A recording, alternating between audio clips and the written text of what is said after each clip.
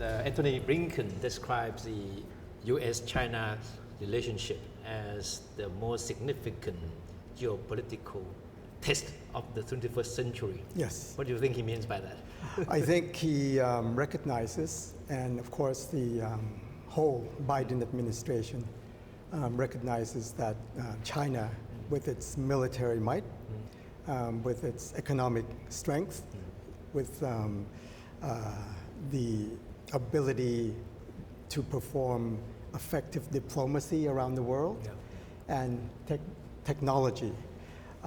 All those elements have made China probably the most formidable challenge to the U.S. You know, in the olden days, it used to be the Soviet Union.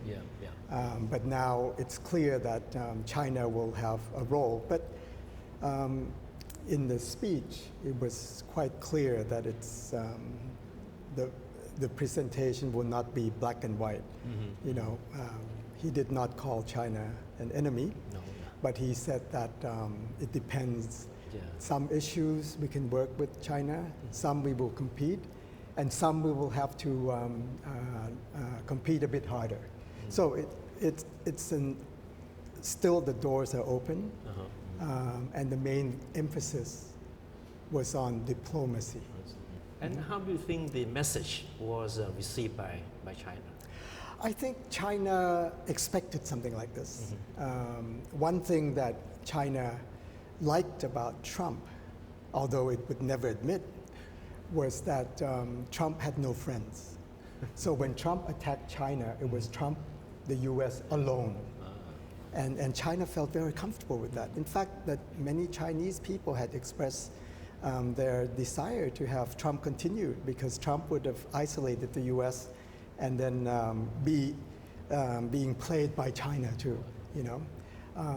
But now, I think China knows that the relationship has some potentials to improve, but then China will have to be very careful about certain aspects of its policy which may be seen by the U.S. as unfair. You know, so I think China will move cautiously, but also, you know, verbally they may come out with some strong words, but all those things would be testing the waters. But part of the speech by Secretary Blinken, he said he will deal with China from position of strength. Yes. Does that mean that the U.S. will have to gain in every opportunity? Does it leave the opportunity or does it leave the chance of win-win situation? In the end, it's a win-win situation because when you negotiate, you come at and appear to have maximum strength. And then you can come to a happy medium compromise. But if you come in and you are alone, weak, then of course your ability to negotiate is much less. So I think it's a strategy. And I think the Chinese understand very well that those words are part of the strategy, that they have to be proud to come in. And when President Biden or Secretary Blinken says position of strength, it is no longer an emphasis on military, although the military strength is there, but the emphasis is on having friends. And the U.S. is saying that we will be strong and we will have strength if we have friends behind us. Regarding the current situation in Myanmar, we can see how the world is even deeply divided between the US and European countries, and UK and China and Russia are on the other camp. So how to deal with this current situation in Myanmar, given that it's happening in the region? Yes, I think we started out right in Thailand because Thailand has a unique opportunity.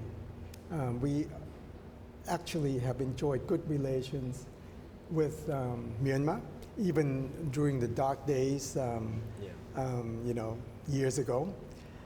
So we could play a role, a constructive role in trying to bridge the gap between different sides. So I think that is a role that Thailand can play. I have played that role personally, and with a lot of happy results.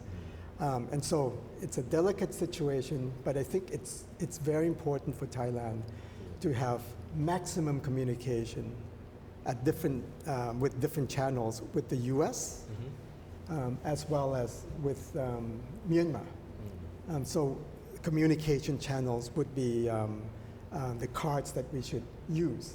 Our Foreign Minister Kun Don said recently that Thailand certainly would want to have a role to play in helping find a solution to the Yes. crisis, right? But he said trust is very important, Yes. right? So how much do you think that Myanmar has trust toward Thailand? Well, that is a bit hard to measure, but I think Myanmar probably can trust Thailand more than many other countries, right?